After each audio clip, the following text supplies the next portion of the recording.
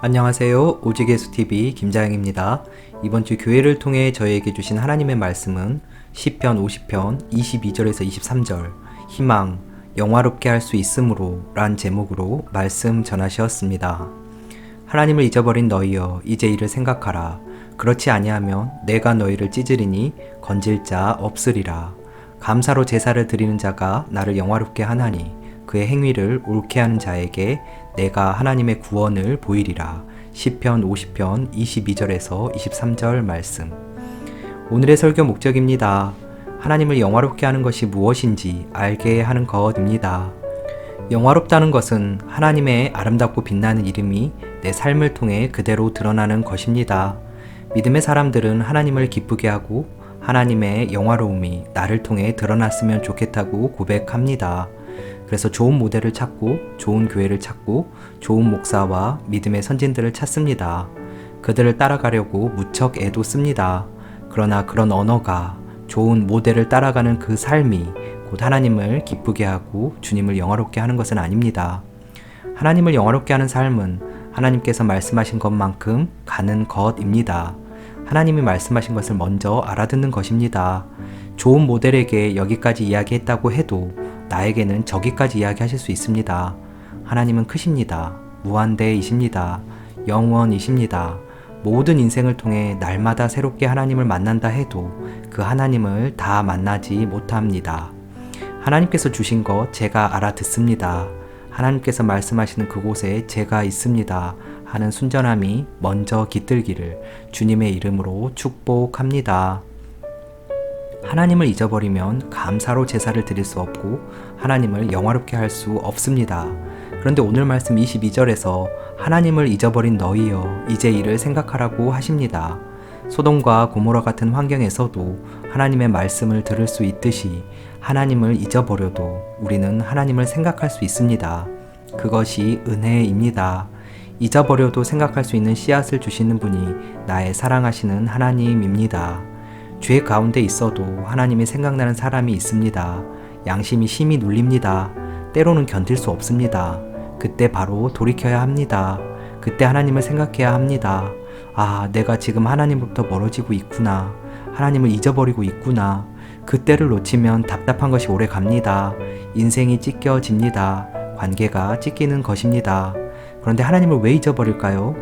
하나님보다 더 혹하게 하는 무엇이 있기 때문입니다. 내 마음을 빼앗기는 어떤 것, 혹하게 하는 어떤 것이 있기 때문입니다. 지난주 신명기 31장을 통해 거짓 선지자 이야기를 봤습니다. 거짓 선지자는 하나님을 잃어버렸다고 생각하지 않습니다. 상황으로, 습득한 지식으로, 형성된 가치로, 경험으로 그렇게 생각하고 있는 것입니다. 지금 말씀하시는 하나님은 없는 것입니다. 우리 속에 있는 이 거짓 선지자를 십자가에 못 박아야 합니다. 하나님을 잃어버리고 잃어버린 줄도 모르는 신앙의 우매함이 깨달아져야 합니다. 오늘 말씀의 배경인 시편 50편은 아삽의 시입니다. 아삽은 성가대장입니다. 제사를 통해 하나님께 영광을 올려드립니다. 5절에서 하나님께서는 성도들을 모으라고 하시고 그들은 제사로 하나님과 언약한 이들이라고 하십니다. 제사로 언약한 사람만 성도입니다. 제사로 언약했다는 것은 번제단을 통과했다는 것이고 그것은 주님과 연합해 십자가의 죽음을 경험했다는 것이고 그 죽음을 통해 거룩하게 구별된 하나님의 사람이 되었다는 뜻입니다. 8절에서는 번제가 항상 하나님 앞에 있었으므로 하나님께서는 제물 때문에 책망하지는 않는다고 하십니다. 예배 잘 드리고 제물도 잘 드렸습니다. 그런데 하나님께서는 가증하다고 하십니다. 하나님께 헌신하며 제물은 잘 드렸을지도 모르지만 실제로 그 제물과 동일시되는 죽음은 없었다는 것입니다. 같은 아삽의 시 73장 1절에서는 하나님께서 마음이 정결한 자에게 선을 행하신다고 하십니다. 여기서의 선은 하나님 보시기에 좋은 선입니다. 내가 보기에 좋은 선과 하나님 보시기에 좋은 선을 어떻게 구별할까요? 진짜 하나님 보시기에 좋은 선은 마음이 정결할 때만 선입니다. 성경이 말하는 정결함의 뜻은 우리가 생각하는 뜻보다 더 깊습니다. 2절과 3절에서 악인의 형통함을 보고 질투함으로 아삽이 거의 미끄러질 뻔하였다고 합니다. 악인의 형통함을 봤습니다. 실제로 우리가 품고 있는 마음은 형통입니다. 우리 마음이 형통에 가 있기에 내 마음에 형통이 가득 채워진 것을 깨닫지 못합니다. 그것이 바로 정결하지 못한 것입니다. 그 마음은 하나님을 영화롭게 하지 못합니다. 영화로움이란 내 안에 가득 채워진 예수 그리스도입니다. 오늘 말씀 23절에서 감사하기 때문에 제사를 드리는 것이 아닙니다. 감사로 제사를 드리는 것입니다. 완전히 다른 것입니다. 하나님이 이렇게 저렇게 하셨다고 주님 감사합니다 하는 것이 아닙니다. 그것은 믿음 아닙니다. 감사로 제사를 드린다는 것은 감사할 상황이 있어서 감사드리는 것이 아닙니다. 상황과 조건이 좋아져서 감사하는 제사를 드리는 것이 아닙니다. 기억하셔야 됩니다.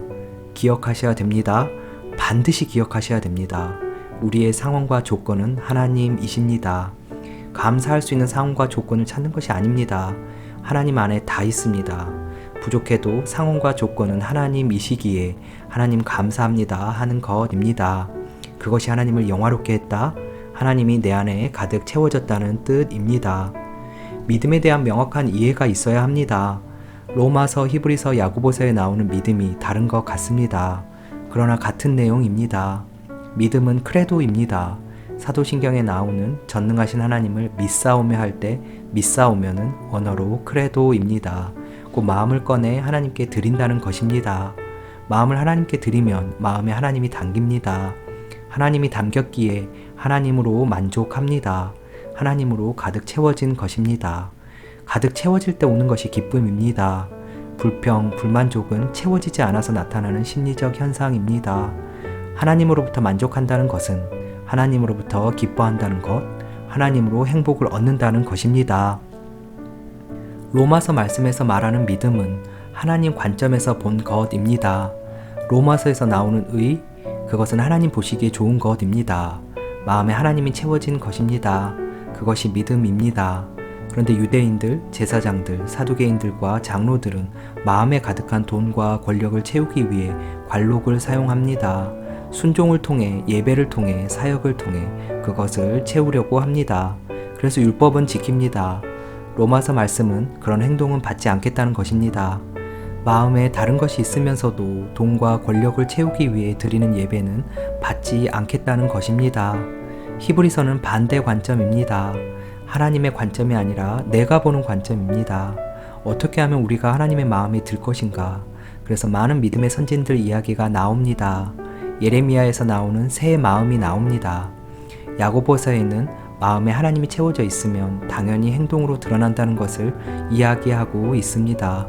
그래서 그 행동이 없으면 하나님이 없다는 것이기 때문에 그 행동이 없는 것은 죽은 믿음이라는 것입니다. 결국 같은 이야기입니다. 그의 행위를 옳게 하는 자가 하나님을 영화롭게 하는 자이고 그가 구원받은 자이고 그의 마음에 하나님이 채워져 있는 크레도, 곧 믿음이 있다는 것입니다. 마음에 하나님이 채워져 있는 것이 그의 행위를 옳게 한 것입니다. 조건과 상황이 하나님이기 때문에 감사로 제사를 드리는 것입니다. 그래서 잘 생각해 봐야 합니다. 나의 사역, 나의 예배가 뇌물이 될 수 있습니다. 뇌물은 내 뜻을 관철하려고 쓰는 것입니다.